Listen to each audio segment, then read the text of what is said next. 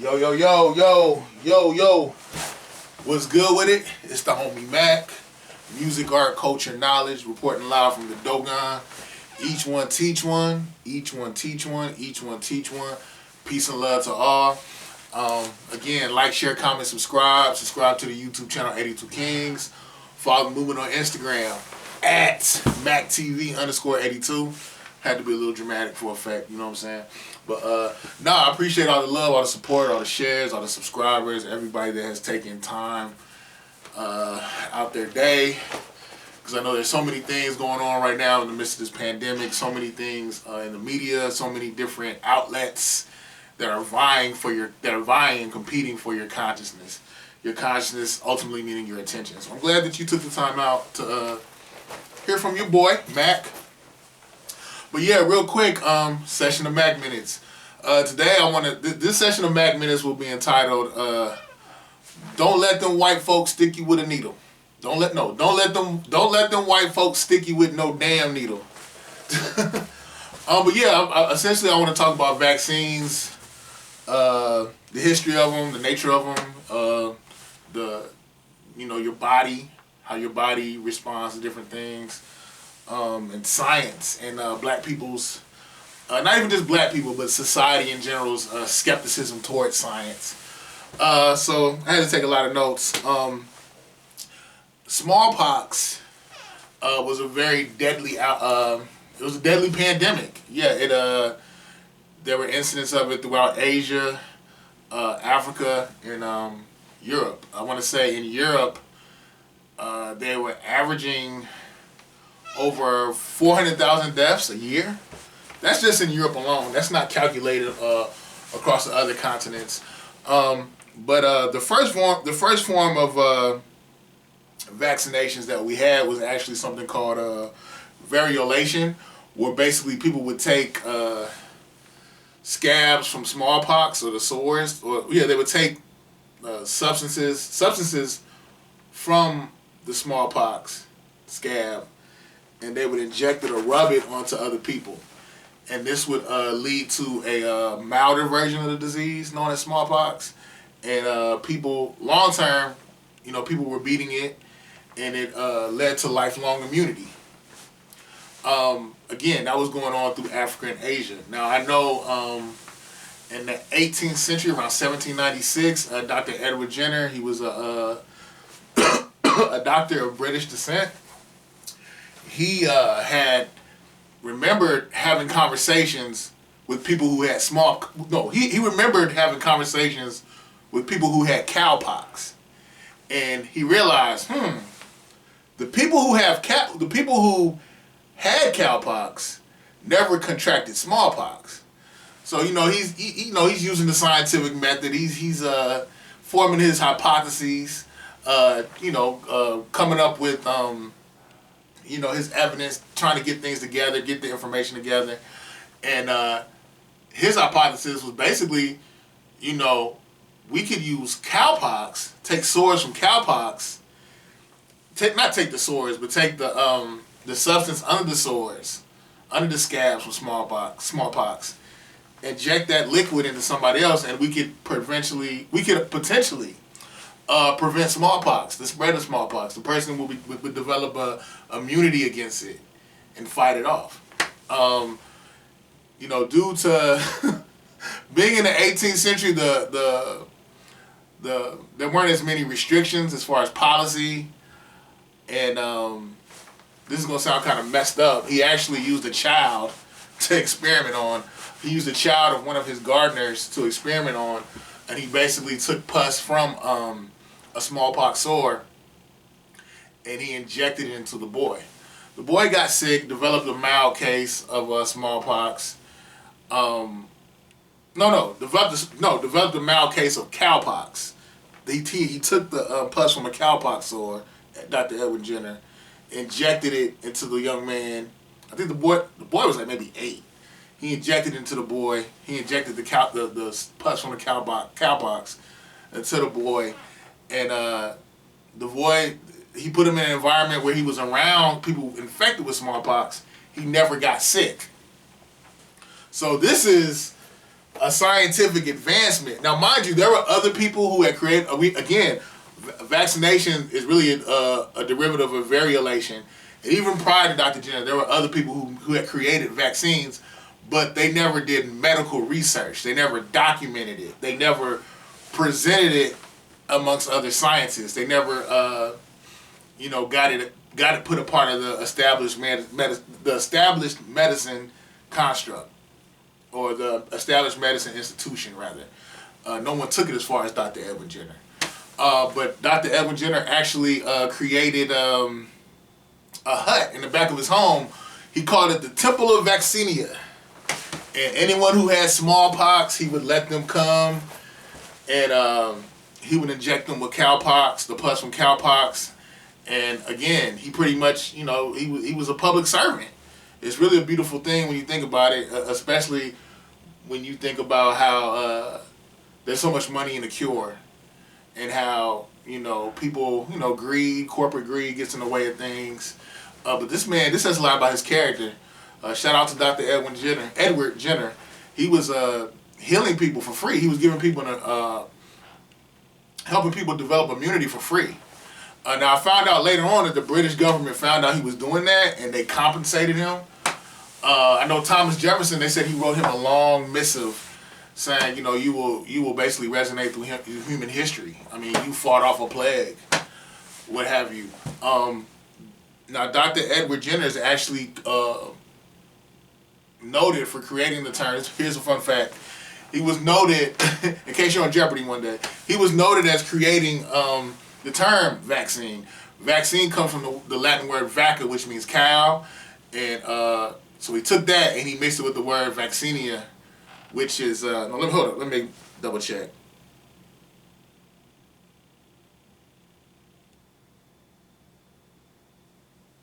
Yeah, he took the Latin word, which means cow, from vacca, and vaccinia, which meant smallpox, and he mixed it together, came up with the word vaccine. Yeah, that's why I got to keep my notes on me. Sometimes things slip my mind, or I miss the order. But yeah, and I just wanted to give people a background understanding of what vaccinations are. The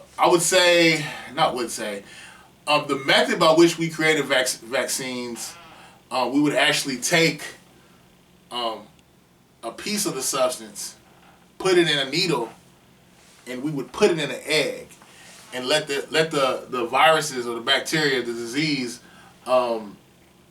germinate within the egg. Let that virus germinate within the egg, and then as these eggs become hosts, we take them out and we inject the virus directly into people to cause immunity. That was old school. That's old school. Now we have something called mRNA, because people always say, like, dang, and I'm not gonna lie,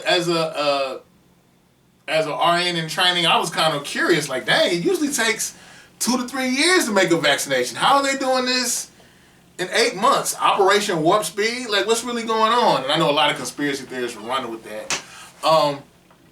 But to make a long story short, now we have something called mRNA, messenger ribonucleic acid. Basically, we can take a protein from the virus. We don't have to take the actual virus itself, but take the protein, and basically, when you're injected, again, we don't have to do the thing anymore where it would have to germinate inside an egg.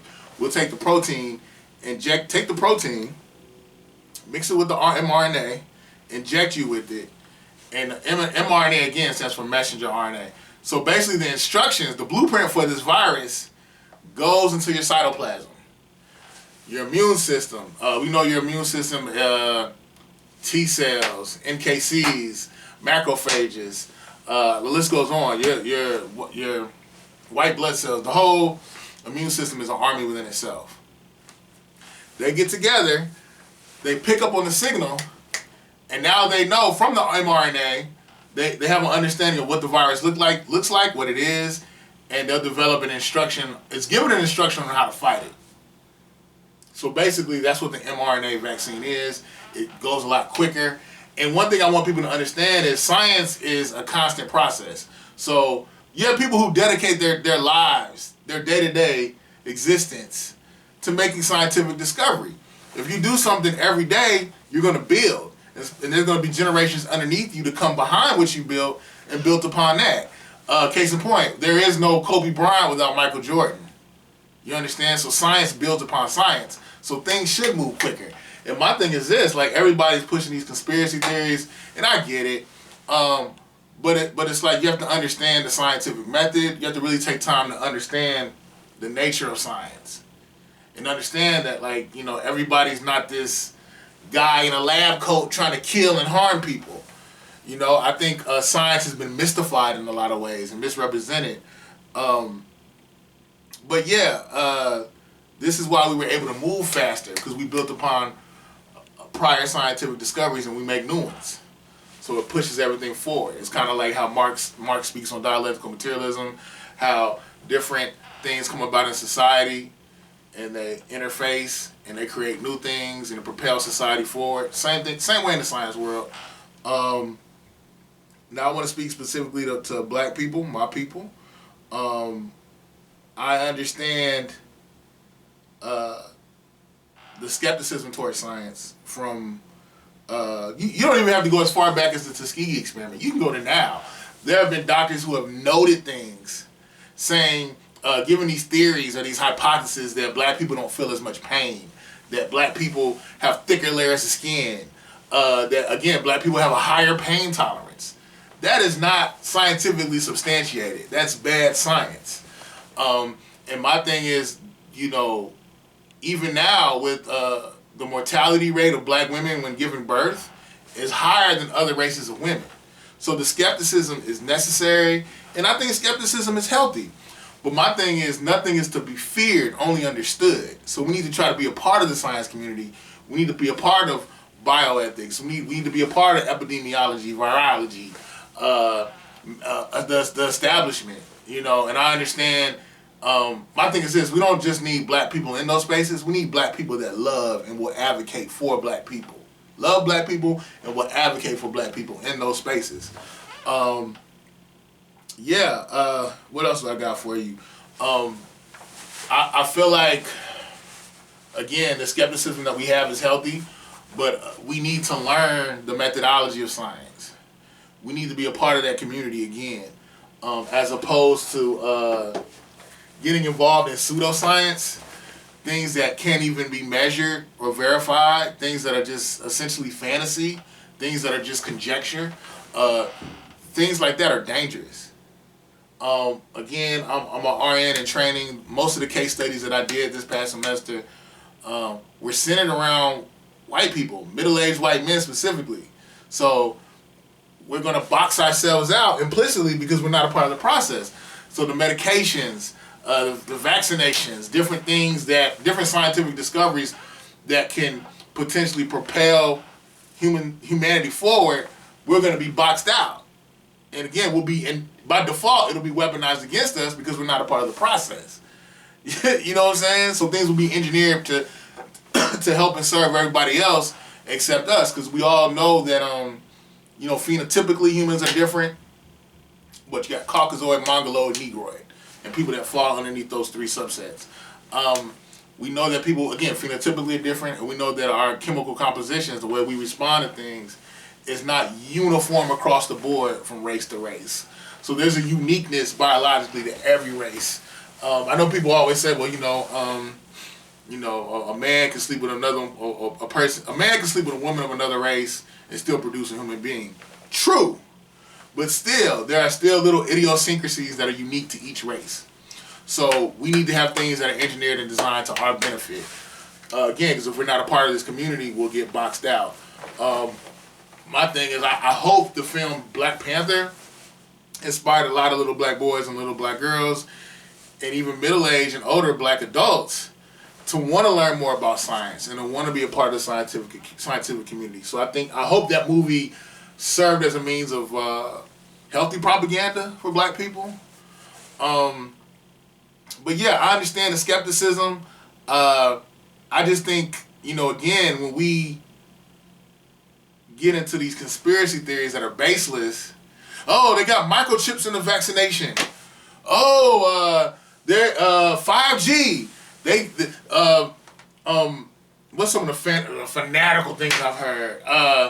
The Chinese scientists created coronavirus, so we would have to go on lockdown, and they could put up all the 5G towers, and the 5G towers want to lock into our brains and hypnotize us. And it's like, these things are just wild. Things that are totally unfounded. And my thing is, again, I'm cool. Good science stands the test of scrutiny. So let's be skeptical. Let's test things. Let's ask questions. But when we get to these spaces where it's a movie and things are just fanatical and baseless, that's dangerous. You know, because science is something, there's no way around science. It needs to be understood. There's no roundabout way. I don't care how much black seed oil you take, how much oregano oil, how many herbs and spices from KFC, I'm just being silly, that you may take. You are going to have to go through that door of science at some point. Your body is going to have some things that may potentially go wrong. I don't care how healthy you are. Again, shout out to my homie in Flint, Darius. He used to always tell me, your body is nothing but a big chemistry set. And he's right. And things malfunction. Like, you have autoimmune deficiencies where your body literally turns on itself, irrespective of your diet. And again, I'm big on prevention is better than cure. I'm big on preventative means. But we have to understand that we need to understand science and that there's no way around it. In the description box, I'm going to put I was on the Barbershop Talk. Shout out to the homie Rick.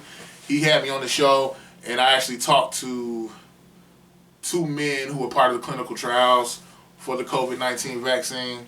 So yeah, check that out. You'll be able to see it. My thing is educate yourself. Educate yourself. I don't know it all. I'm sure you can look at some of the things I said in this video and ask questions. Ask me questions. Something I might be wrong. Ask questions. I don't know everything, but I have a process of learning. Scientific method. But anyway, it's your homie Mac, music, art, culture, knowledge. Signing out from the Dogon. Each one, teach one. Peace and love. I'm out.